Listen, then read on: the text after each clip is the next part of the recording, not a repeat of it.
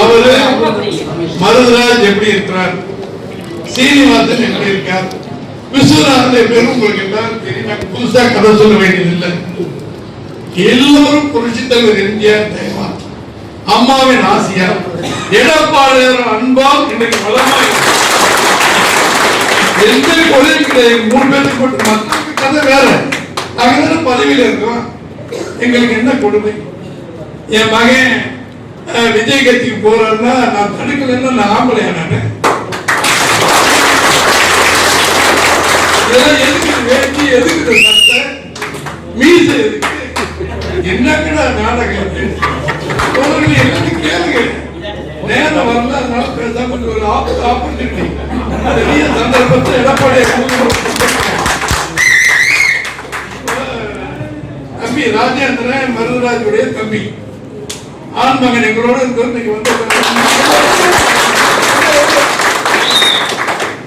மகன் சுதேசி எங்களோட தான் இருக்கணும். அதெல்லாம் கட்சிக்காரன். மருதராஜ் மகன் ஒரு 10 பேரை கூட்டிட்டு போய் போட்டோ எடுக்கிறான்னு சொன்னா தெய்வமே நீதான் கேட்கணும்.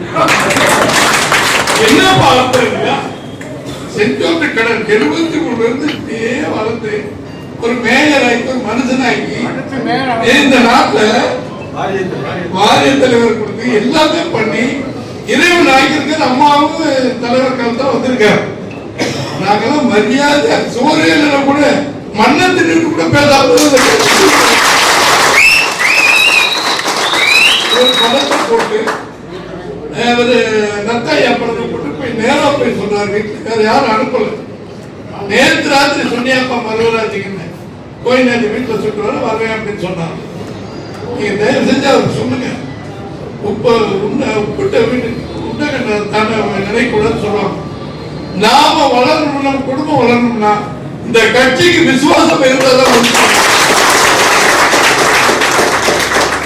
பலம் வந்துருச்சு. போற எவனோ போறான் சார். அந்த கட்சியில இருக்கிற அந்த நடிகர் ஆதரவு இருக்கட்டும், நல்லா வளமா இருக்கு. நீங்களே ஏன் போறீங்க? உங்களுக்கு என்ன கேடு? வரமாட்டேன்னு சொன்ன என்ன அர்த்தம்? எத்தனை நிகழ்ச்சி கூப்பிடுறாங்க. அதனால பொதுமக்களே கவனப்படி சொன்னா நீங்களே பாத்துக்கங்க. செஞ்சில பாத்துக்க நீங்க தான் பாத்துக்கணுமா? அந்த மாதிரி இந்த சண்டாளர்களை நீங்க பாத்துக்கங்க. ஒண்ணு மட்டும் நிச்சயம் தோழர்களே, எத்தனை வரலாறு 45 வருஷத்துல 73 கட்சியில் இருந்த தண்டமணி எங்களோட இருந்தவர். இவர் அண்ணா அழகசாமி எங்க இந்த பெரியமனுஷன் எல்லாம் எங்களோட இருந்தவர். மூத்த தலைவர்கள் யார் பாருங்க, நீயே சின்ன பொதுவாக எங்களோட இருந்தவர். தாசியா கூட இருந்தவர். ஆரப்பண்ண எங்களோட இருந்தவர். இதெல்லாம் செலக்டட் கேஸ். 23 case, 22 case. இதெல்லாம் கொஞ்ச நாள் தள்ளி வந்திருப்பீங்க லேட்டா பிறந்ததுனால. அது பரவாயில்ல. ஆனால் தோழர்களே, இந்த குளநெறி வேலை செய்தி படிப்படியாக போயிட்டாங்க, வந்துட்டாங்க. போய் போஸ்ட் கொடுக்கறதெல்லாம் மக்கள் பார்த்துக்கிட்டு இருக்காங்க. காரி துப்புவாங்க, எச்சி மாதிரி காரி துப்புவாங்க. இதெல்லாம் ஒரு வாழ்க்கையா?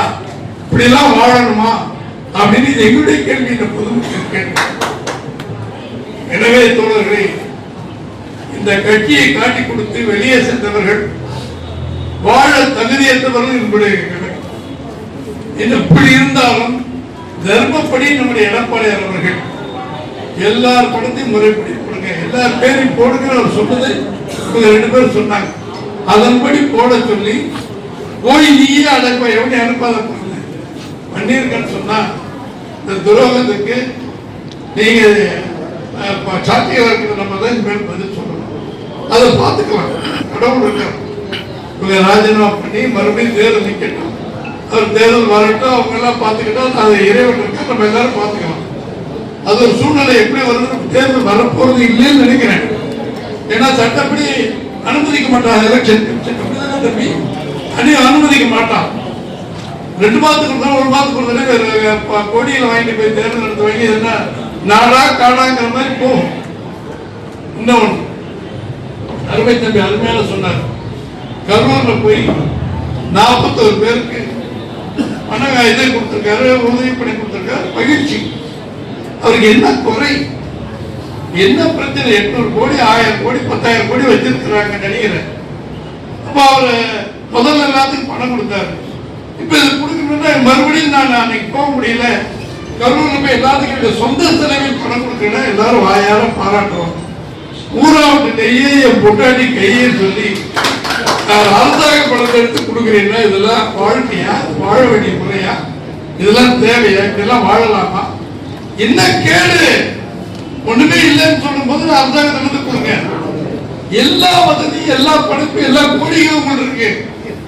இப்ப டாஸ்மாக்ல பிராந்தி விஸ்கி தயார் பண்ற நிறுவனங்கள், ஜெகத் ரட்சகன், டிஆர் பால், யார் யாங்க பேசிட்டு இருக்கிறவன் செல்ல பிடிச்சி உடச்சு கொடுக்க, யார் யார் பேசிட்டு இருக்கிறவன்? மூடுங்கப்பா, கொண்டாடிக்கிட்ட அப்புறம் பேசுங்கப்பா. சகோதரர்களே, அந்த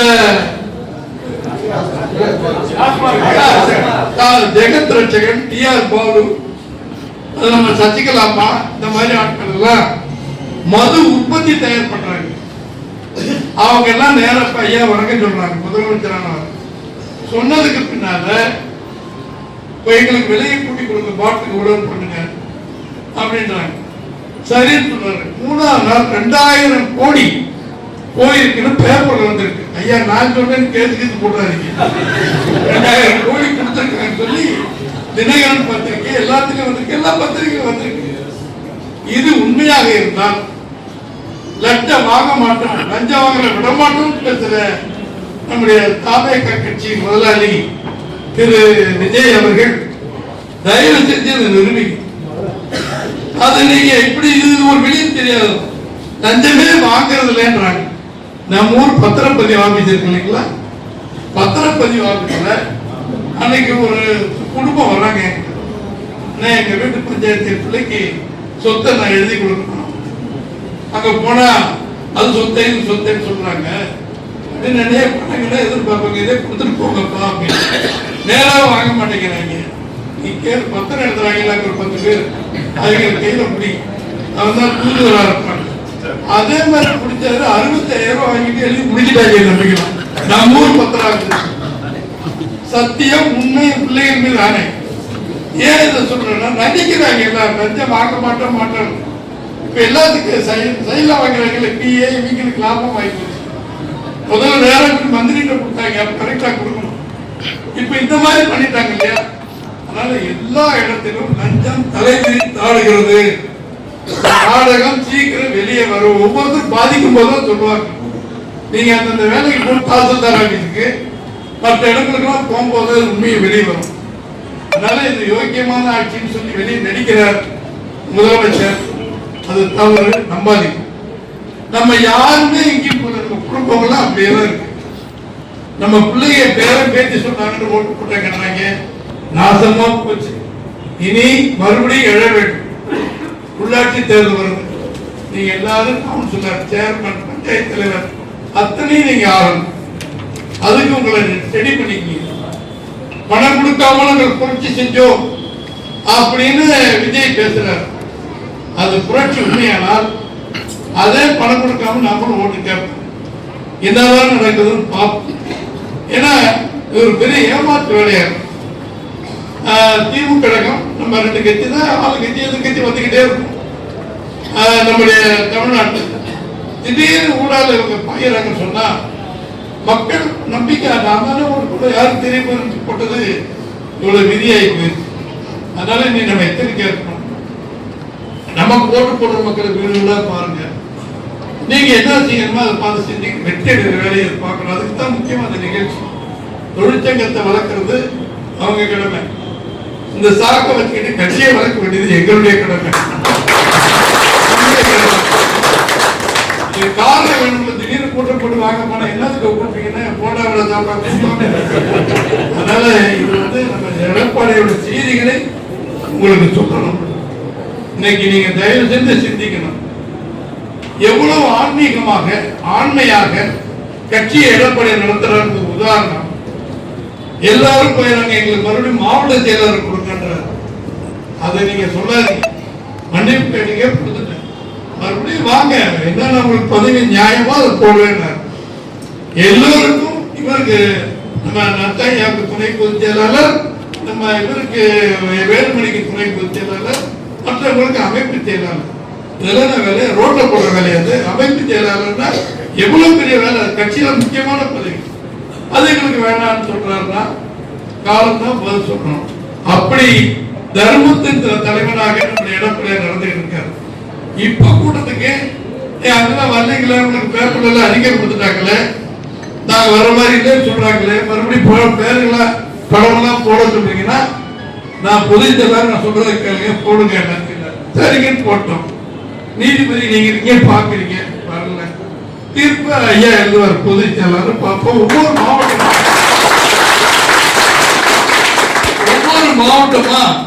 கூட்டம் நடத்தி 31 மாவட்டத்தை முடிச்சுட்டாரு. நாளைக்கு மறுபடியும் ஆரம்பிக்கிறார் ஒவ்வொரு மாவட்டம். அந்த 30ஆம் தேதிக்குள்ள தமிழ்நாடு முழுவதும் உள்ள மாவட்டத்தினுடைய கோரிக்கையில கேட்பார். சி.வி. சண்முகம் சொல்றார், பொதுக்குழுவை கூட்டு உன்னுடைய ஆண்மையை காட்டுங்கிறார். ஆண்மையை காட்டுறதுனால மிதுன்னு ஒரு பையன் வச்சிருக்காரு. ஆண்மை இருக்குது அவருக்கு, பையனோடு இருக்கிறார். ஆனா அவரு சொல்றாரு சி.வி. சண்முகம், பொதுக்குழு கூட்டு என்ன பண்றாரு, தலைவர் செயலாளர் பொருளாளர் ஒரு 5 பேர் பேசுவோம். அவர் என்ன முடிவு எடுத்தாரு, மாவட்டம் முழுவதும் போடுறேன் 100 பேர் பேசுகிறாங்க, 50 பேர் பேசுறான். ராணிப்பேட்டை ஒரு மாவட்டம், அது 4 நாளைக்கு முன்னாடி நடந்துச்சு. அங்க போன வீரமணி ஒரு மாவட்ட செயலாளர், கோடீஸ்வரன் பெருமையில கோடீஸ்வரன், இப்போ பல கோடிக்கு அதிபதி. அவர் மேல சொத்து குவிப்பு வழக்குலாம் நடக்குது. அவரு எதிர்த்து பையன் பேசுறான், ஐயா எங்களுக்கு தமிழரசனை ஒரு பொதுச்செயலாளரை போட்டிருக்கேன், நன்றி. ராணிப்பேட்டையில் அதே மாதிரி சேலத்துல இருந்து ஒரு தம்பி பேசுறது, இவரை தனபாலம் போடுறதுக்கு நன்றி, அவர் போடுறது நன்றி. அப்புறம் இந்த வழக்கணைகள் போடுறதை பத்தி கவலைப்படாதீங்க, வீரமணி அந்த வெங்காயம் எல்லாம் போடுறதை பத்தி ஈர வெங்காயம் எங்க பேர் கட்சியை வச்சு கொண்டாடிட்டு வைங்க. இந்த ஆறு போன இன்னும் பேசுன்னு கேவலமா ஒவ்வொரு ஊரிலும் சி.வி. சண்முகம் பசுபதியில் ஒரு மாவட்ட செயலாளர் ஆணித்தரம் நினைக்கிற அவர் போய் நம்ம கூட்டம் போடுறோம், இது நம்ம கூட்டம், நாங்கள் கூப்பிட்டு நீங்க எல்லாம் வரீங்க, இங்க வந்துட்டு ஏண்டா கூட்டம் போட்டீங்க, ஏண்டா ஏண்டா மருந்து ஆம்பளை வந்து கேள்வி கேட்டு பேசலாம் இல்ல, வந்து பேசுறது தப்பு. சொன்னாலே சொல்றேன், மருதராஜன் வந்து எடப்பாடியார் தப்புன்னு சொல்லிட்டு பதில் சொல்லுவோம். எதுவுமே இல்லைங்க. இவங்க வந்து வீடு தேடி பார்க்கணும்னா தெய்வம் நின்று கொள்ளும், நிச்சயமாக ஒவ்வொரு மாவட்டம் பிடிக்கிறான் சார். விஜயபாஸ்கர் அங்க புதுக்கோட்டை போனாங்க, தம்பி இவரை கூட்டம் எப்படி எனக்கு பார்த்துருவாப்பா, அதே மாதிரி இங்க பண்ணுங்கப்பான்னு போனா இந்த பயலை வச்சு நாங்க பட்டம் போடுறோம். சின்ன பையனுக்கு மருத்துவர் அணி இது என்ன டாக்டர் பட்டம், டாக்டர் இந்த நல உதவி மக்கள் நல்வாழ்வு ஹெல்த் டிபார்ட்மெண்ட் கொடுத்து அடிச்சு பிச்சுட்டாங்க. புதுக்கோட்டை மாவட்டம் பூரா கொஞ்சம் வந்து தாங்க எடுத்துக்கிட்டாலும் கிளசர் எடுத்துக்கிட்டாலும் சரி, அதை எடுத்துட்டாலும் இதை எடுத்தாலும் சரி, அவ்வளவு வைத்தியத்தை பண்றாங்க. இந்த போனவருடைய வழக்கு பரம செலவு ஆரம்பத்தில் எப்படி இருந்தார்கள், இன்றைக்கு எடப்பாடியை குறை சொல்லி போயிட்டு இன்னைக்கு எவ்வளவு வசதியா இருக்காங்க. இந்த சொத்தெல்லாம் எப்படி வந்துச்சு, எப்படி கொள்ளையடிங்க, எப்படி லஞ்சம் வாங்கினீங்கன்னு கண்டுபிடிக்கணும். எல்லாருமே சொத்து வழக்கு இருக்கு. ஏற்கனவே திரு விஸ்வநாதன் மேல சொத்து வழக்கு இருக்கு. வர வேண்டியவங்களுக்கெல்லாம் வந்துடும், அது நடக்கட்டும். நம்முடைய பணிகள் புரட்சி தலைவர் எம்ஜிஆரை நம்பி நம்ம வந்தோம், எங்களை மாதிரி ஆட்கள். அப்புறம் அவரையும் சேர்த்து அம்மாவை நம்பி நீங்க வந்தீங்க. இப்போ இந்த 10 வருடமாக 16க்கு பின்னால மாண்புமிகு எடப்பாடியாரை நம்பி இருக்கிறோம். எடப்பாடியார் ஆட்சி கூட இருந்து பார்த்தவன் அமைச்சராக இருந்தவன். அம்மா அவங்க ஜெயலலிதா அம்மா, ஓபிஎஸ், அதுக்கு அடுத்த பெரிய பேர் அதே பொறுப்பை அதே சீனியாரிட்டி மாண்புமிகு எடப்பாடியார் அவர்கள் முதலமைச்சர் பொறுப்பேற்று அவர் அதுக்கு அடுத்து என் பேர், அதுக்கு அடுத்தா மற்றவங்க.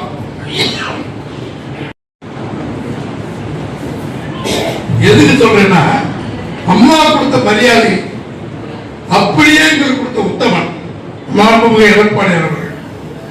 கட்சியில திடீர்னு ஒரு பொதுக்குழுல என்னை பொருளாதார அறிவிக்கிறார். நாங்க யாரும் கேட்கவே, அந்த கடைசியில் உட்காந்துருக்கேன். என்னன்னா திடீர்னு அறிவிக்கிறீங்க, பூச்செட்டு ஒகே கேட்க, ஏங்க நான் பொதுச்செயலாளர் அறிவிக்கிறேன், வேலை பக்கத்துக்கு வேலை கேட்கிறேன். அப்புறம் எனக்கு எடுத்து கையில கொடுக்கும். 4 வருடம் 2 மாதம் ஆட்சியில் சாதனைகளை பற்றி நாம் எல்லா இடத்தையும் சொல்லிக்கிட்டு இருக்கோம். ஒரே ஒரு வெற்றி பாதை 7.5% இந்த குழந்தைகளுக்கு படித்தவர்களுக்கு இந்த நீட் தேர்வுல வெற்றி பெறாதவங்களுக்கு திட்டம் கொண்டு வந்தாரு. அரசு பள்ளி மாணவர்கள் நீட் எல்லாரும் தெரியுதுல, தெரிஞ்சுக்கப்பா. நீட் தேர்வை பத்தி ஸ்டாலின் கேட்கல, எதுக்கு எவனும் கேட்கல. அவருக்கு ஏற்பட திட்டம் அறிவித்து 5000-6000 பேர் ஒரு பைசா செலவில்லாம டாக்டர். மாசம் பணம் கட்ட வேண்டியதில்லை, ஃபீஸ் கட்ட வேண்டியதில்லை, எதுவுமே இல்லை. அன்னைக்கு அவங்க வீட்டில் உட்காந்து 10 பிள்ளைங்க இருந்தாங்க. ஐயா நாங்கள் உங்க 7 சென்ட்ல டாக்டர் தேர்வாயிருக்கு, எங்களுக்கு ஃபீஸ் கட்ட பணம் இல்லை. இந்த மாதிரி 7.5 வந்தவங்களுக்கு பணமே கிடையாது, ஓசிலே படிக்கிட்டு. அரசாங்கம் கட்டுது சார். யாருக்கு இந்த யுக்தி வரும், யாருக்கு இந்த மூளை இருக்கு? தயவு செய்து சிந்திச்சு பாருங்க. குடிமராமத்து திட்டமாகட்டும், விவசாயிகள் பட திட்டங்களாகட்டும், எத்தனை. அதனாலதான் நமக்கு ஓட்டு முதல்ல 75 பேர் கொடுத்திருந்தாங்க. இப்ப 59 பேரா 53 இதோட சேர்த்து கூட்டணி 53 சீட்டுனா விளையாட்டா? இந்த கொள்ளை 43 பேர் எம்எல்ஏ ஆயிருக்காங்கன்னா அம்மாவும் ஐயாவும் எடப்பாடியார் போட்ட பிச்சை இல்லையா? சாக வரைக்கும் எடப்பாடியார் படத்தை வச்சு எல்லாம் படத்து கூட வேணாமா? அட பாதிகளா, இப்படி கட்டி காய்ச்சி காத்துட்டு போறீங்கன்னா இந்த 30 தேதிக்குள்ள தமிழ்நாடு முழுவதும் மாவட்ட கழக கூட்டம் முடிந்ததற்கு பிறகு ஒரு சவுக்கடி சாட்டை எடுத்து நம்முடைய எடப்பாடியார் பேச போகிறார். அதுதான் அம்மாவும் எம்ஜிஆர் வீட்டில் சாட்டை. கட்சி மறுபடியும் எதிர்த்து தொழிற்சங்கத்தை பத்தி தம்பி தமிழர் தலைவர் திரு தனபால் அவர்கள் பேசுறாங்க, அமீது பேசுறாங்க. இருக்கிற பிரச்சனை பல பிரச்சனை. நான் தான் தலைவர், நான் தான் மண்டல தலைவர் சொல்லுங்க. எதுவா இருந்தாலும் கமலக்கண்ணை காசு வாங்கி போட மாதிரி போட மாட்டாங்க. நீதான் கைத்தட்டு, நீதான் எத்தனை அளவுக்கு பார்த்துக்கலாம். போனியா இல்லையா? குறுக்கோலில் தான் போனேன். சொல்லலப்பா, பணம் கேட்டது உண்மை, பணம் கொடுத்தது உண்மைதான் இருந்தாலும் அதுக்கு உதாரணம் நானே சொல்ல. நீ உட்கார அபிராமி இதுல சங்க தலைவர் இவங்க வந்திருக்காங்க. இவங்களை எழுதி கொடுக்குன்னு சொன்னாக்கா அங்க அனுப்புனாக்கா கமலக்கண்ணன் அனுப்பணும். ஆனா என்கிட்ட கொடுக்காதீங்க, நான் சொல்றது இருக்கக்கூடாது, ஐயா நீங்களே பேரு. இன்னும் நீ தான் புதுச்சேரி இப்படி சொல்றேன்னா தெரியல, ஏதோ என் பேர் கெட்டு போச்சுங்க. அப்புறம் இவங்க லிஸ்ட்ல எடுத்துட்டு போய் தலைவர் கொடுத்து அடுத்த நாள் அறிவிச்சுட்டாரு. அபிராமி கூட்டுறவு சங்க தலைவர் உட்கார தம்பி. அதே மாதிரி ஆப்ப சங்க தலைவர் சகாய கோஷ்டிகள் 10 கோஷ்டியா இருந்தாங்க. ஜெயராம எல்லாத்தையும் உட்கார பேசி சமாதானப்படுத்தி ஒரே ஆட்டோ தொழிற்சங்க திண்டுக்கல் மாவட்டத்தில் சூப்பர் நல்லா பண்ணிக்கிட்டு இருக்காங்க. அதை கமலக்கண்ணையிட கொடுத்தேன். அதே இது அதே மாதிரி செஞ்சிருக்காங்க. தேவை எடப்பாடி எனக்கு கொடுத்து அடுத்த நாள் அறிவிச்சிட்டாங்க. ஏன் சொல்றேன்னா, ஏற்கனவே இந்த கமலக்கண்ணன் பொதுச் செயலாளர் பதவிகள் போடுவதற்கு லஞ்சம் வாங்கினார் என்பதை தெரிந்துதான் அவரை ஒதுக்கி வச்சிருந்தார். எப்படா சூழல் அவருக்கு பார்த்தாரு, தம்பித்ரா தமிழரசு போட்டாரு, தனபாலம் போட்டாரு. ஆக இனி லஞ்சம் என்ற பேச்சு இல்லை. ஐயா யார் லஞ்சம் கொடுத்து பதவி கேட்டதுக்கு தொழிற்சங்கத்தில் கட்சியில அது கிடையவே கிடையாது. நடவடிக்கை எடுக்க நீங்க உட்கார்ந்துட்டு நான் தான் பண்றேன், நான் தான் அந்த பதவி இந்த பதவியெல்லாம் பேசுறது எல்லாம் கூட்டி தகுதி அவங்க பார்த்து கொடுப்பாங்க. இப்ப நாங்க முடிச்சுட்டு நானே பலன் சொன்னா போயிடும். அவங்களுக்கு உட்காருங்க, டக்கு டக்குன்னு 1:30 வரைக்கும் டைம் எடுத்துக்க. அவங்களும் சாப்பிட்டு அடுத்தவங்களுக்கு போறாங்க, சாப்பிட தேனி விருதுல போறாங்க. குறைகளை எல்லாம் சொல்லிருங்க, போய் சாப்பிட்டு அவங்க கிளம்பணும். அதனால இந்த அளவுக்கு சிறப்பா நீங்க எல்லாம் வந்து நம்ம திண்டுக்கல் மாவட்ட பெருமையை நிலைநிறுத்திருக்க தொழிற்சங்கம் கட்சியை சேர்ந்து உங்கள் அனைவருடைய பாதைகளில் என்னுடைய பணிவான வணக்கத்தை நமக்குள்ள சொத்து எம்ஜிஆரும் அம்மாவும் எடப்பாடியார். எடப்பாடியார் சிறப்பான நல்வழி கட்சியில் ஆட்சி நடத்தினார், கட்சியை நடத்திட்டு இருக்கிறார். அதனாலதான் நாங்கெல்லாம் கூட இருக்கிறோம். எந்த எதிர்பார்ப்பு இல்லாமல் அவர் சொல்லுகின்ற ஆணையத்தை மக்கள் பணியாற்றுவோம். வெற்றி நமக்கு வரட்டும். தொழிற்சங்க பிரச்சனை அவங்க இங்க இருப்பாங்க. அந்த அந்த இடத்துல மீட்டிங் நடக்குது.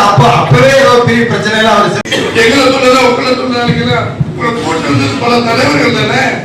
யார் உனக்கு சொன்னது? யார் உனக்கு? யார் அவர் வந்துருக்காரா? அவர் பேர் என்ன? உனக்கு தகவல் சொன்னது யாரு? யார் கிளை தலைவர் செயலாளர் எங்க இருக்காங்க? அவங்க வந்திருக்காங்கல்ல. அவங்க ஒரு ஆளே சொன்னதான மரியாதை பண்ணுவாங்க.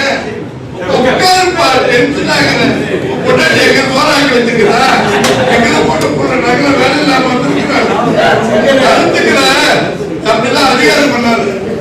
குண்டு வளர்றதுக்கு வந்திருக்காங்கல்ல. கருத்துக்களை சொன்னதான் வந்தாங்க. கேட்டுக்க.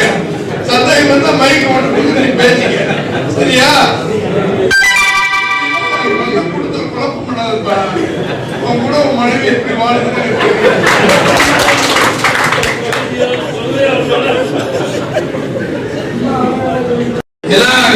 கடைசியில் வணக்கம் போடுற நேரத்தில் பல செய்திகள். அமைதியா இருங்க. யார் கச கசன்னு தொலைபேசி பேசாதீங்க.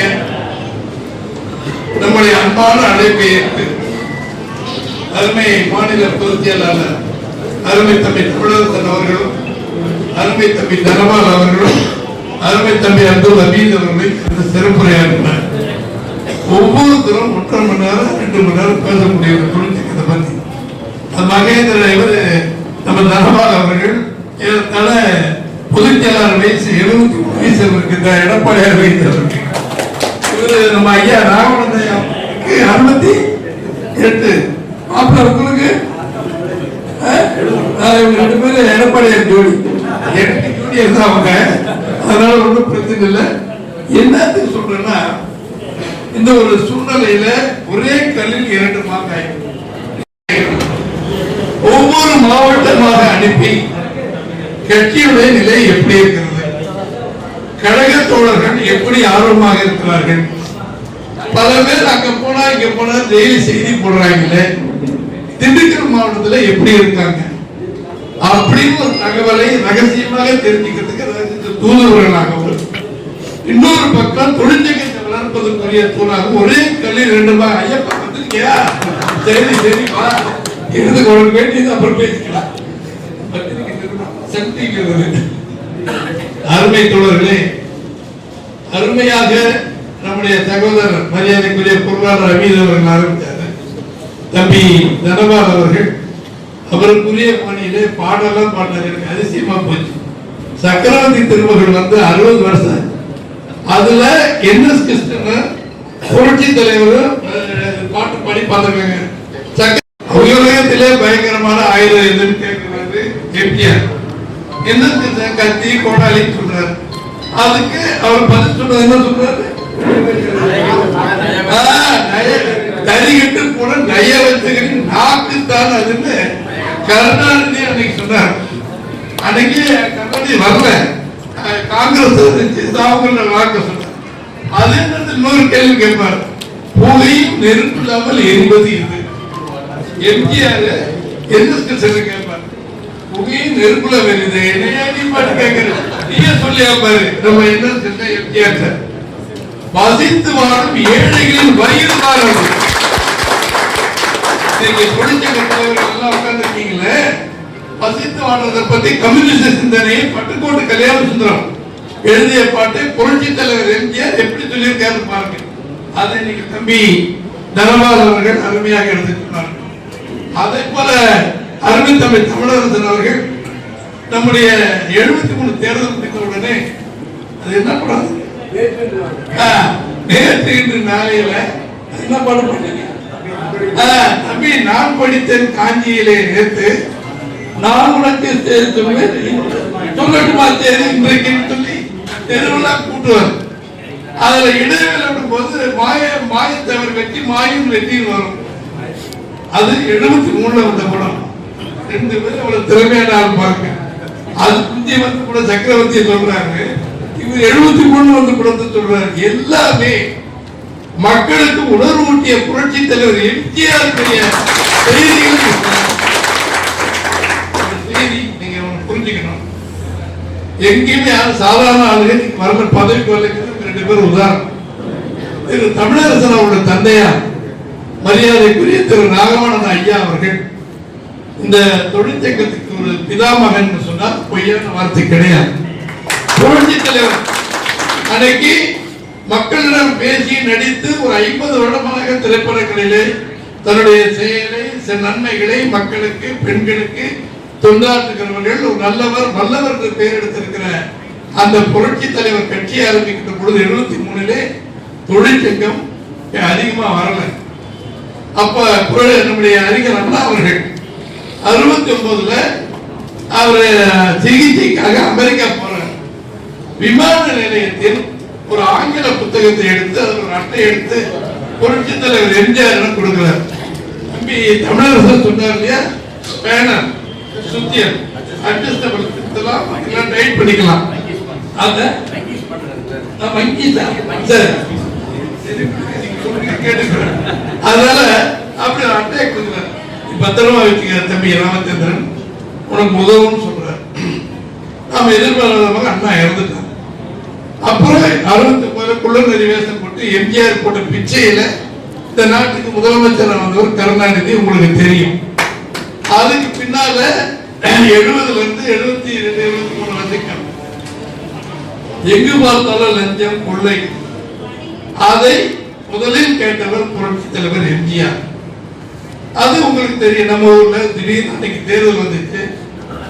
புரட்சி தலைவரும் கருணாநிதியும் முதலமைச்சர் கருணாநிதியா புரட்சி தலைவர் நம்மளை நம்பி போட்டு போடுறாரு. அப்போ தமிழ்நாடு முழுவதும் திண்டுக்கல் இருக்கிற 6 சட்டமன்ற தொகுதி மக்கள் 1,69,000 ஓட்டு வித்தியாசத்திலே புரட்சி தலைவரை வெற்றி பெறுகிறார். கட்சி தலைகீழா மாறும். இப்ப எப்படி நடிகர் ஜெயித்த உடனே எல்லாரும் அங்க போறாங்களே, உங்களுக்கு பழைய நினைவு பண்ணணுங்காக சொல்றேன். அப்படி மாறும். அப்படியே 77 தேர்தல் வருது. புரட்சி தலைவர் எம்ஜிஆர் வெற்றி பெற்று முதலமைச்சர் ஆகிறார். 80 தேர்தல் வருது, அதிலும் வெற்றி பெறுகிறார். 84 தேர்தல் வருது, அதிலும் வெற்றி. 3 முறை எம்ஜிஆர் முதலமைச்சர் ஆகிறார். அப்ப எத்தனை போராட்டங்கள், எத்தனை பல சங்கதிகள் வந்திருக்கு. அதுல 80 2 இடத்துலதான் நாடாளுமன்றத்தில் புரட்சி தலைவர் எம்ஜிஆர் ஜெயிக்கிறார். மீறி 38 இடங்களில் கருணாநிதியும் இந்திரா காந்தி அம்மா ஜெயிக்கிறார். அப்போ இந்திரா காந்தி அம்மாட்ட போய் கருணாநிதி எம்ஜிஆர் மரியாதை போய் அதனால இந்த ஆட்சியை கலைச்சிருக்காங்க. இந்திரா காந்தி அம்மையார் ஓஹோ மரியாதை போய் ஆட்சியை கலைச்சிருக்காங்க. முதலமைச்சராக இருந்த எம்ஜிஆர் 134 இடத்துல நின்று ஜெயிச்சு தனி பெரும்பான்மையில் நிற்கிறார். யாருடைய கூட்டணி இல்லாமல் எம்ஜிஆர் 80 அப்ப 2 இடத்துல ஜெயிச்சதுனால அவரை நம்ம கலைச்சிடுறாங்க. மறுபடியும் 6 மாதம் தேர்தல் வருது. சேகரனா இவர் பெரிய அந்த 6 மாதத்தில் தேர்தல் வருது. தேர்தல் வந்த உடனே நம்முடைய ஊரில் நம்முடைய நாகல் நகர், மணிக்குண்டு, பேகம்பூர் நேர வண்டி பறக்குது. வெள்ளைக்குள்ளா கருப்பு கண்ணாடி அணிஞ்சிட்டு இந்த எம்ஜி ராமச்சந்திரன் என்ன செய்தான்? தவறு செய்திருக்கிறா. எனக்கும் கருணாநிதிக்கு போட்டி. நான் நல்லவன் என்றால் எனக்கு ஓட்டு போடுங்க, நான் கெட்டவன் என்றால் கருணாநிதிக்கு ஓட்டு போடுங்க. நன்றி வணக்கம். 5 நிமிஷம் தான். எங்க திருத்தணியில் ஆரம்பிச்சு மெட்ராஸ் ஆரம்பிச்சு கன்னியாகுமரி வரைக்கும் 5 நிமிஷத்துக்கு மேல எங்கேயுமே பேசல. அந்த வெற்றி திரும்ப 134 இடத்துல வெற்றி பெற்ற 184 இடத்துல ஜெயிக்கிறாங்க. சரித்திரம். அம்மா இருக்கும்போது 4 இடத்துல தான் 96 ஜெயிச்சாங்க. ஒவ்வொரு சூழ்நிலையிலும் அரசியல் மாறும். உடனே பாயிறாங்க. அப்ப சம்பாதிக்க ஓடுறவே போய் கான்ட்ராக்ட் எடுத்தாலும் ஓடி போயிடுவாங்க. இன்னைக்கு நிலை என்ன? சண்முகம், விஜயபாஸ்கர், வேலுமணி, தங்கமணி, இப்படி முக்கியமான தலைவர்கள் யார் நம்பிக்கைன்ற புரட்சி தமிழர் எடப்பாடியார் வச்சிருந்தாலும் அவங்க எல்லாம் பறந்து போய் அவருக்கு ஆதரவு சொல்லி போய் நடிகருக்கு நம்ம விஜய் கொடுக்குறாங்க. 25 பேர் அவங்க தனியா. நம்ம தம்பி தமிழர்கள் சொன்னது போல சட்டத்துல 3 1 பக்கம் மெஜாரிட்டி இருந்தாதான் அவங்களுக்கு தனி சுதந்திரம் கிடைக்கும். 32 பேர் தான் அவங்களுக்கு தனி அந்த ஓட்டு போடுற அதிகாரம் இருக்கு. அதனால நம்முடைய அக்னி கிருஷ்ணமூர்த்தியை கொரோனாவாக நம்முடைய தலைவர் எடப்பாடியார் தேர்ந்தெடுத்து அவர் உத்தரவு போனார். கொரோனா உத்தரவு என்று சொன்னால் அதிமுக எம்எல்ஏக்கள் வெற்றி பெற்ற அனைவரும் தமிழ்நாடு அரசு விஜய் முதலமைச்சர் சபாநாயகர் கொண்டு வர தீர்மானத்துக்கு எதிராக ஓட்டு போட வேண்டும் என்று தீர்மானம் நிறைவேற்றினார். அது 25 பேர் அவங்க தனியா சட்டசபையில் நீங்க பார்த்துருப்பீங்க ஆதரவா ஓட்டு போட்டாங்க. அதனால அடுத்த நாள் அவங்க எல்லாம் அந்த ஆன்டி டிஃபெக்ஷன்லாம் சொல்லுவாங்க. அதுல அந்த தகுதியை எழுந்துட்டு அவங்களுக்கு எம்எல்ஏ பதவியை மிதிக்கணும்னு சொல்லி ஒரு தபால் கொடுக்கிறார். சட்டப்படி அது செல்லும் என்பதால் பயந்து எங்களை மன்னித்து விடுங்கள், நாங்கள் தெரியாமல் தவறு செய்து விட்டோம் என்று சொல்லி இன்றைக்கு புரட்சி தமிழர் எடப்பாடி ஐயாவை எதிர்க்கிற சி.வி. சண்முகம், வேலுமணி, விஜயபாஸ்கர், தானே தலைவர்கள் அத்தனை பேருமே மன்னிப்பு கேட்டு மன்னிப்பு கொடுத்த ஒரு பெருந்தகை நம்முடைய எடப்பாடி அவர்கள். நமது ஊரில் நம்முடைய மாண்புமிகு திரு ரத்தன் விஸ்வநாதன் அவர்கள், அவரு பழனியில் ஒரு தம்பி ரவி மனோகர், அவர் ஒரு எம்எல்ஏ. அவங்க 2 பேரும் அவங்க கூட இருக்காங்க. இப்போ இந்த கூட்டம் தொழிற்சங்கம் நடக்குது. தம்பி ஜெயராமன் யாரு பேர் போடணும், என்ன பண்ணணும், யார் படம் போடணும் இங்க பாருங்க. நம்ம விஸ்வநாதன் இருக்கார், தம்பி மருதராஜ் இருக்கார், எங்க ராஜேந்திரன் வந்திருக்காரு, அவர் தம்பி ராஜேந்திரன் வந்திருக்காரு. இதெல்லாம் நம்ம எப்போ போட படம் ஒரு புதுசு இல்ல தம்பிகளா? ஆனா பாத்திருக்கீங்களா? என்ன பாத்திருக்கீங்களா இந்த படம்? அதே தானே இருக்கும். நம்ம யாரும் ஒதுக்கலையே. வீட்டுல போய் சொல்றார் தம்பி திரு ரத்தன் விஸ்வநாதன் ஐயா. அதே மாதிரி மருதராஜ் ஐயா வீட்டுல போய் எல்லாத்துக்குமே நிறைய சொல்லணும். ஏன்னா அவங்க தான் கொண்டு இருந்தவர். இவங்களும் அதை உத்தரவு போடுறாங்க. யாரையும் நீக்கிறாங்க, கட்சியில நீக்கினா பாருங்க போயிட்டாங்க நீக்கிறேன். திரு தமிழர் சொல்றோம், திரு தனபாலம் 2 பேருக்கும் மரியாதை போய் கூப்பிட்டேன். மணி 12 ஆகுது, இதுவரைக்கும் வரல. இன்னும் வந்தா அது என்னங்கிறது அவர் முடிவு பண்ணிட்டு பொதுச் செயலாளர். எதுக்கு இதை சொல்றேன்னு சொன்னா, நாம யாரும் ஒதுக்கல, மந்திரி பதவி கிடைக்கும் என்பதற்காக சென்றவர்கள் ஏதோ மாபெரும் தவறை மாண்புமிகு எடப்பாடி அரசு போல திமுகவுக்கு போய் முதலமைச்சராக சொன்னா கேட்பில் நெய்வழியா கேட்கிறவங்களுக்கு அறிவு வேணும்ல. எவனாவது போய் அப்படி பேசுவானா வைப்பானா? ஸ்டாலின் போய் என்ன முதலமைச்சராக சொல்லுவாரா? அவன் தான் ஏற்றுக்குவானா? இதெல்லாம் என்ன கதை விடுறாங்க? அதனால நாங்க வெளியே வந்துட்டோம். திருப்பி இல்லைன்னு சொல்லிட்டாருல, வாங்க மன்னிப்பு கேட்டீங்களே, வாங்கயா எம்எல்ஏ பதவி ராஜினாமா பண்ண போ, அதுக்கு என்ன சட்டம் இருக்குன்னு சொல்றாருல்ல. எல்லாத்துக்கும் எலெக்ஷன் கமிஷன் வந்து அத்தனை பேருக்கும் நோட்டீஸ் கொடுத்துட்டாரு தலைவர் எடப்பாடியார். அது சாதாரண விஷயமே இல்லை. என்ன நிற்பாங்க 2 மாதத்துக்கு ஒரு தடவை தேர்தல் நடத்தணும் ஆஜர்பட. என்ன காரணம்? குதிரை பேர பல கோடிகள் வாங்கியிருக்கீங்க அப்படின்னு குற்றச்சாட்டு கவர்னர் சொல்லியிருக்கோம். அவர்கிட்ட சொல்லி சட்டம் என்னவோ கடமையை செய்யும். நீ என்ன காலையில இருந்து பெரிய இது ஒட்டிக்கிட்டு என்ன யார் நீங்க? எந்த ஒரு வந்தல கூட வந்தல கூட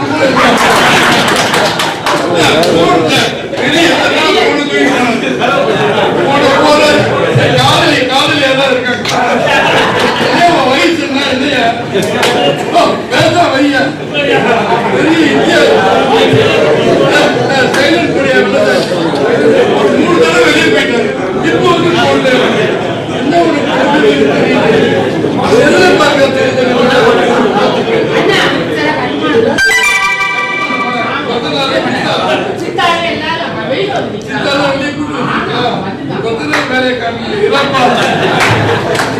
கொஞ்சம் பேச வையா. என்ன உனக்கு முதல் போயிட்டு எங்களுக்கு வேலை இல்லையா? 3 தடவை வெளியே போறேன், இங்க வந்து போடணும். என்ன கட்டுப்பாடோட வந்ததை கொண்டு என்ன எப்படி இருக்கீங்க கேளுங்கப்பா.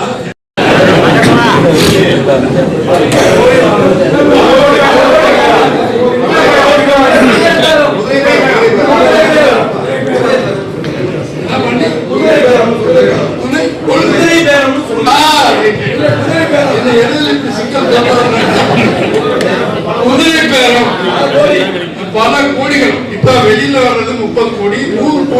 கோடி எல்லாம் பண்ணியிருக்காங்க. இதெல்லாம் பண்ணதுனாலதான் இவங்க எல்லாம் ராஜினாமா பண்ணிருக்காங்க. மரகத சந்திரசேகர், இன்னொரு அம்மா தாராபுரத்தோட எம்எல்ஏ சத்யபாமா, பெருந்துறை எம்எல்ஏ ஜெயக்குமார் இவங்களாம் ராஜினாமா பண்ணிட்டு அடுத்து அவங்களுக்கு எம்எல்ஏ கொடுத்து சீட்டு வாங்கிடுவாங்க. என்னங்கடா ஊரா நாடா என்ன ஒண்ணுமே புரியாம போயிட்டு தோப்பாங்களா, இவர் சொன்ன உடனே ஓட்டு போடுவாங்களா, மறுபடியும் மந்திரி ஆகிறதுனா அப்பதான் புரட்சி விடுவோம். நீங்க பாருங்க, தமிழ்நாட்டுல நம்ம ரெட்டரைக்காரங்க உழைச்சி தீவிகள் எம்எல்ஏ ஆகினா நீங்க போய் ராஜினாமா பண்ணுவாங்கன்னா மறுபடியும் தேர்தல் நிற்பாங்களா, ஓட்டு போடணுமா, மந்திரி ஆகிடுவாங்க. தோழர்களே, இந்த மாதிரி பண்றீங்க. எந்த தொகுதியில் இருந்தாலும் என்னென்ன இருக்கு அத்தனை எடுத்து அடிங்க. வெற்றி பெற விடக்கூடாது. அதை நீங்க உறுதிமொழியா நன்றி கேட்ட நாய்கள் மனுஷர்கள் நின்றதுனால்தான் நான் தப்பி சொன்னால தம்பி மேயர் மருதுராஜ் நீங்க 3 பேர் கூட்டு வச்சுக்கீங்க. 72 இருந்து சொன்னால இருக்காரு, நான் இருக்கேன், தம்பி மருதுராஜ் இருக்கேன், மேயர் ஆயிட்டாரு, நான் இருக்கிறேன், நத்தம்பி சொன்னார் இருக்கேன். 3 பேருக்கு 55 வருஷம் கூட 78 எப்படி இருக்கணும் உங்களுக்கு தெரியும். இன்னைக்கு எத்தனை பதவி, மந்திரி பதவி, எம்பி பதவி, எம்எல்ஏ பதவி, பொதுச் செயலாளர், பொருளாளர் எனக்கு, அவருக்கு துணை பொதுச் செயலாளர் யாருக்கு, விஸ்வநாதன் ஐயாவுக்கு கொடுக்கிறாருல. அவரை வேலுமணி என்னோட இருக்கிற 30 பேர் 100 பேருக்கு வேற பதவி கொடுக்கிறாரு.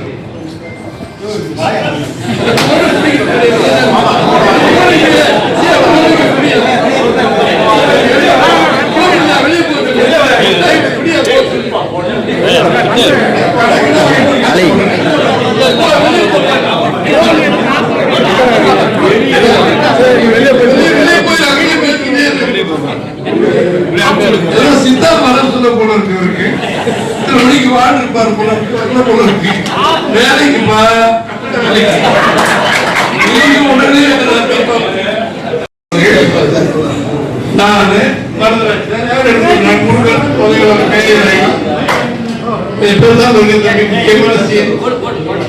அவரு மருதராஜ் எப்படி இருக்கிறார், சீனிவாசன் எப்படி இருக்கார், விஸ்வநாதன் எப்படி உங்களுக்கு எல்லாரும் தெரியும். நான் புதுசா கதை சொல்ல வேண்டியதில்லை. எல்லோரும் புரட்சி தலைவர் எம்ஜிஆர் தேவா, அம்மாவின் ஆசியா, எடப்பாடியார் அன்பால் இன்னைக்கு வளமாக எந்த கொலையும் கிடையாது. 3 பேருக்கு போட்டு மக்களுக்கு கதை வேற. நாங்க பதவியில இருக்கோம், எங்களுக்கு என்ன கொடுமை. என் மகன் விஜய் கட்சிக்கு போறாருன்னா நான் தடுக்கலன்னா நான் ஆம்பளையா, நானு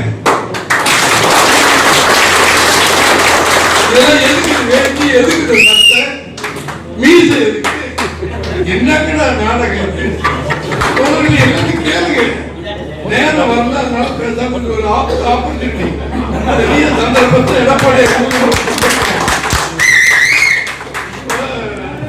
தம்பி ராஜேந்திரன் மருதராஜுடைய தம்பி ஆண் மகன் எங்களோட இன்னைக்கு வந்து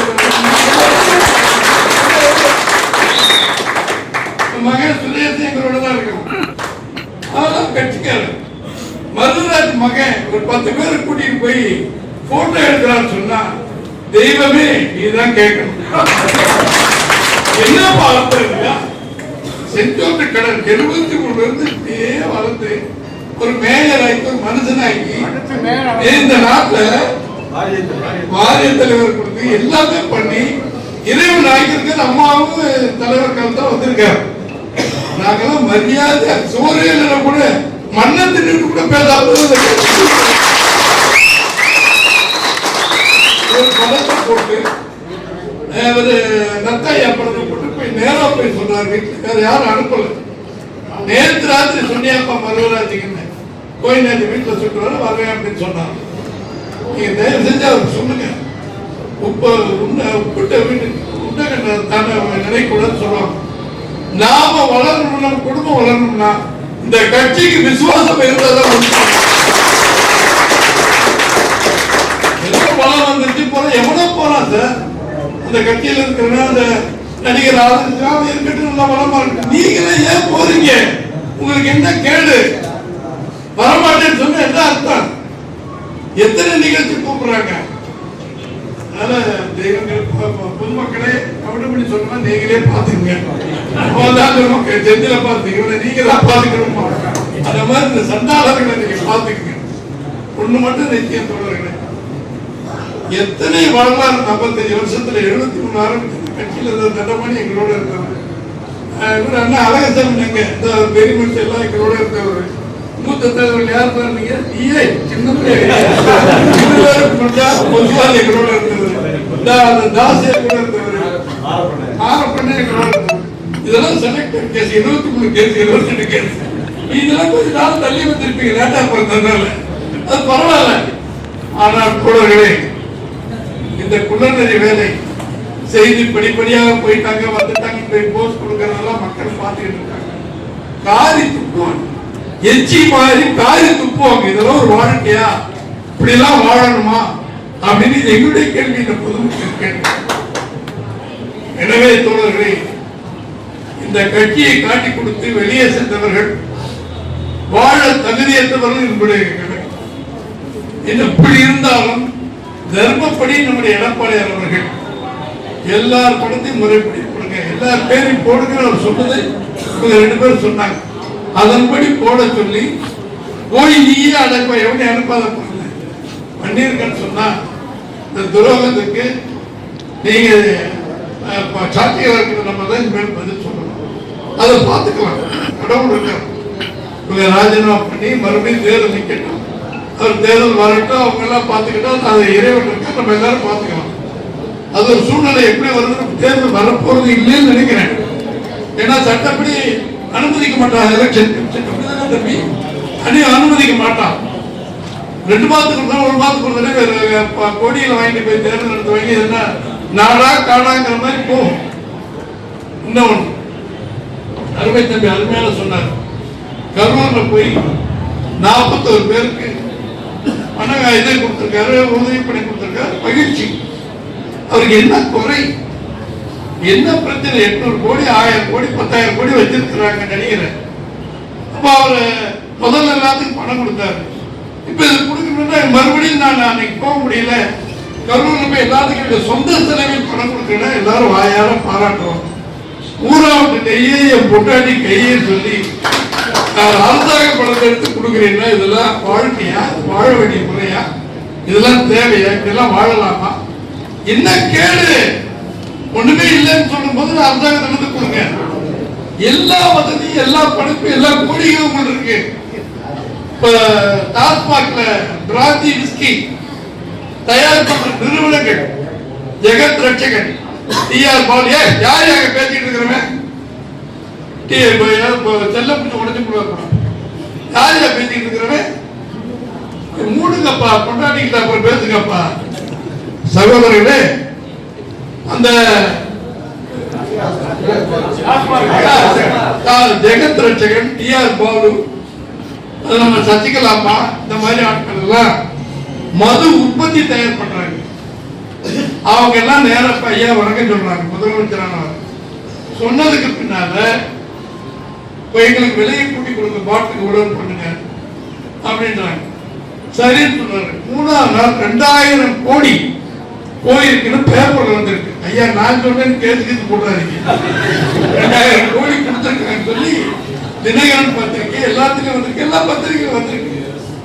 இது உண்மையாக இருந்தால் லஞ்சம் வாங்க மாட்டோம், லஞ்சம் வாங்கல விட மாட்டோம் பேசுற நம்முடைய தாவேகா கட்சி முதலாளி திரு விஜய் அவர்கள் தயவு செஞ்சு அதை நிரூபிக்க. அது நீங்க இப்படி இது ஒரு வெளியே தெரியாது, லஞ்சமே வாங்குறது இல்லைன்றாங்க. நம்ம ஊர் பத்திரப்பதிவு ஆபீஸ் இருக்கு இல்லைங்களா, பத்திரப்பதிவு ஆபீஸ்ல அன்னைக்கு ஒரு குடும்பம் வர்றாங்க. எங்க வீட்டு பஞ்சாயத்து பிள்ளைக்கு சொத்தை நான் எழுதி கொடுக்கணும். அங்க போனா அது சொத்தைன்னு சொல்றாங்க. நிறைய பணங்களை எதிர்பார்ப்பாங்க, இதே கொடுத்துட்டு போங்கப்பா அப்படின்னு. நேராக வாங்க மாட்டேங்கிறாங்க. நீ கேள்வி பத்திரம் எழுதுறாங்களா ஒரு 10 பேர், அவங்க கையில முடி, அவன் தான் தூதுவரா இருப்பாங்க. அதே மாதிரி பிடிச்சாரு 65,000 ரூபாய் வாங்கிட்டு எழுதி முடிச்சுட்டாங்க. நம்பிக்கலாம் நம்ம ஊர் பத்திரம் சத்தியம் உண்மை பிள்ளைகள் மீது ஆணை. ஏன் இதை சொல்றேன்னா, நடிக்கிறாங்க எல்லாரும் லஞ்சம் வாங்க மாட்டோம். இப்ப எல்லாத்துக்கும் சைல வாங்குறாங்கல்ல, பிஏ இவங்களுக்கு லாபம் வாய்ப்பு. முதல்ல நேரம் மந்திரிகிட்ட கொடுத்தாங்க, கரெக்டா கொடுக்கணும். இப்ப இந்த மாதிரி பண்ணிட்டாங்க இல்லையா?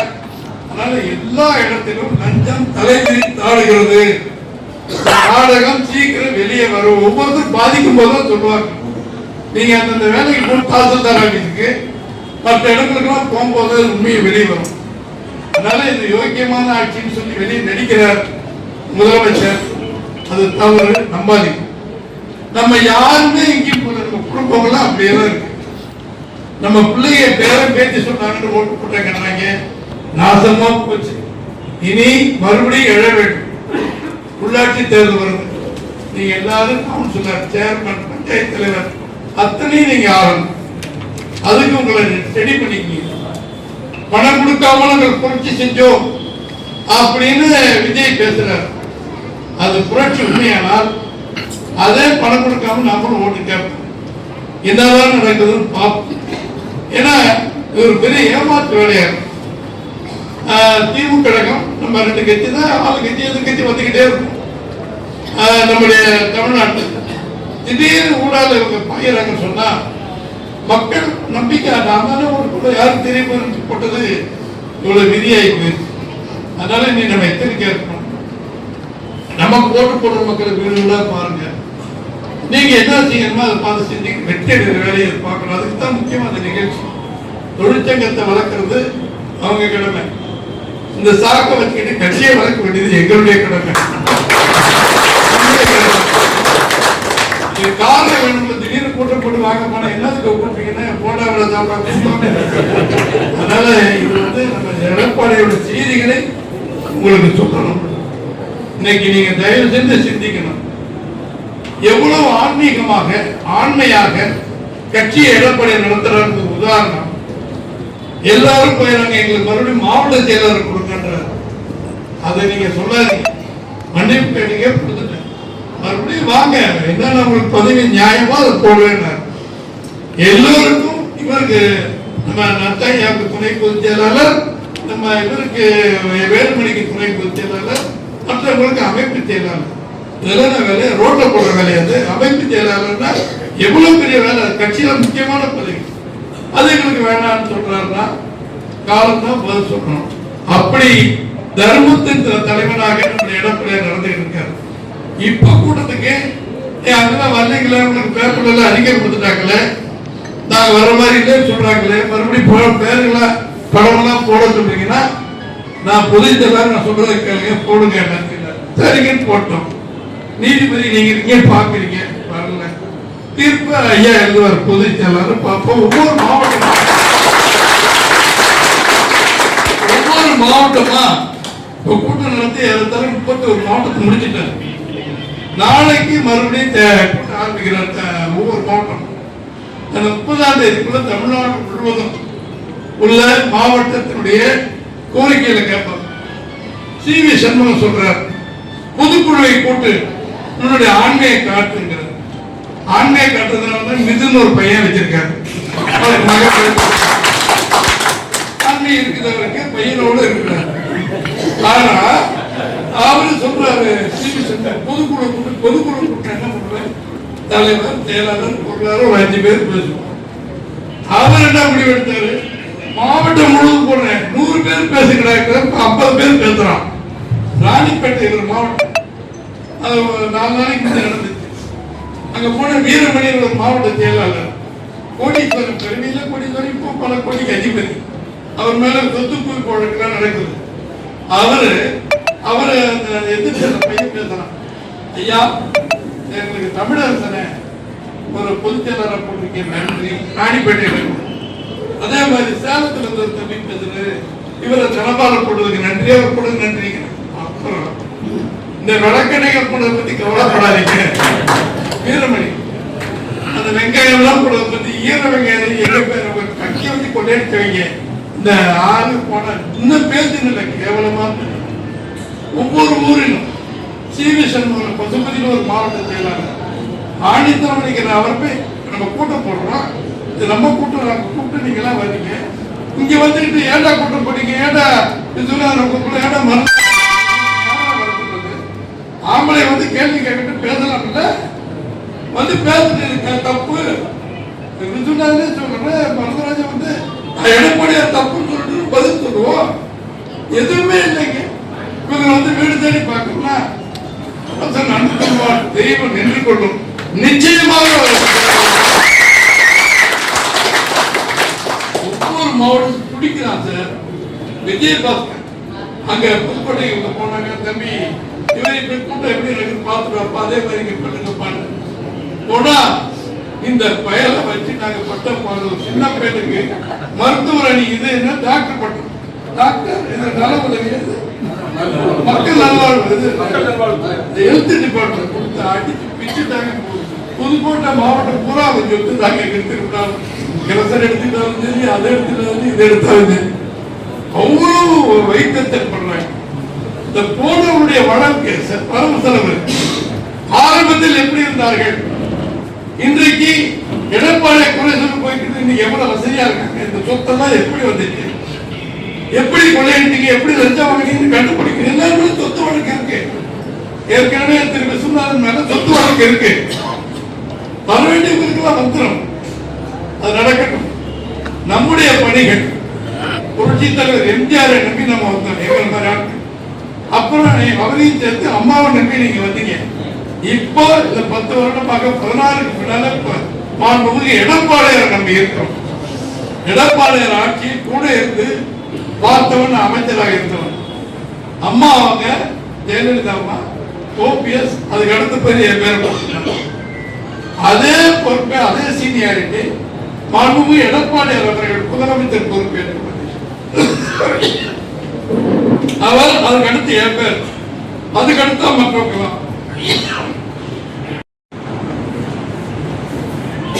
எதுக்கு சொல்றேன்னா, அம்மா கொடுத்த மரியாதை அப்படியே எங்களுக்கு கொடுத்த உத்தமன் மாண்புமிகு எடப்பாடியார் அவர்கள். கட்சியில திடீர்னு ஒரு புதுக்குழுல என்னை பொருளாதார அறிவிக்கிறார். நாங்க யாரும் கேட்கவே, அந்த கடைசியில் உட்காந்துருக்கேன்.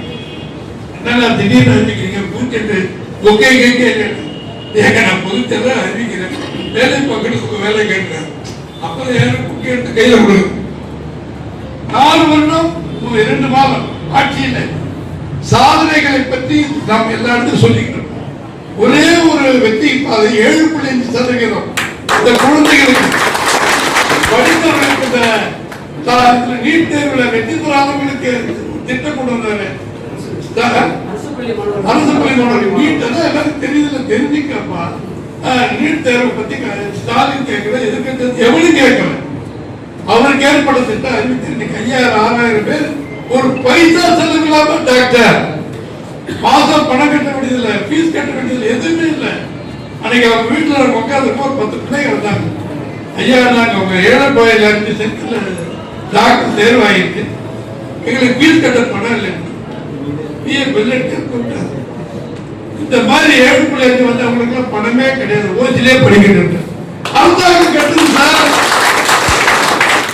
யாருக்கு இந்த யுக்தி வரும், யாருக்கு இந்த மூளை இருக்கு, தயவு செய்து சிந்திச்சு பாருங்க. குடிமராமத்து திட்டமாகட்டும், விவசாயிகள் பட திட்டங்களாகட்டும், எத்தனை. அதனாலதான் நம்ம ஓட்டு முதல்ல 75 பேர் கொடுத்திருந்தாங்க. இப்ப 59 பேரா 53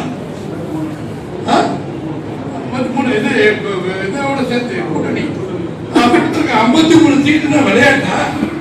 இந்த கொள்ளை 43 பேர் எம்எல்ஏ ஆயிருக்காங்கன்னா அம்மாவும் ஐயாவும் எடப்பாடியார் போட்ட பிச்சை இல்லையா? சாக வரைக்கும் எடப்பாடியார் படத்தை வச்சு எல்லாம் படுத்து கூட வேணாமா? அட பாதிகளா, இப்படி கட்டி காய்ச்சி காத்துட்டு போறீங்கன்னா இந்த 30 தேதிக்குள்ள தமிழ்நாடு முழுவதும் மாவட்ட கழக கூட்டம் முடிந்ததற்கு பிறகு ஒரு சவுக்கடி சாட்டை எடுத்து நம்முடைய எடப்பாடியார் பேச போகிறார். அதுதான் அம்மாவும் எம்ஜிஆர் வீட்டு சாட்டை. கட்சி மறுபடியும் எதிர்த்து தொழிற்சங்கத்தை பத்தி தம்பி தமிழர் தலைவர் திரு தனபால் அவர்கள் பேசுறாங்க, அமீது பேசுறாங்க. இருக்கிற பிரச்சனை பல பிரச்சனை. நான் தான் தலைவர், நான் தான் மண்டல தலைவர் சொல்லுங்க. எதுவா இருந்தாலும் கமலக்கண்ணை காசு வாங்கி போட்ட மாதிரி போட மாட்டாங்க. நீதான் கை தட்டு, நீதான் எத்தனை அளவுக்கு போனே இல்லையா? குறுக்கோளில் தான் போனேன். ஏதோ ஒரு கேளு. சொல்ல சொல்லலப்பா. பணம் கேட்டது உண்மை, பணம் கொடுத்தது உண்மைதான் இருந்தாலும் அதுக்கு உதாரணம் நானே சொல்றேன். நீ உட்கார. அபிராமி இதுல சங்க தலைவர் இவங்க வந்திருக்காங்க. இவங்களை எழுதி கொடுங்கன்னு சொன்னாக்கா அங்க அனுப்புனாக்கா கமலக்கண்ணன் அனுப்பணும்.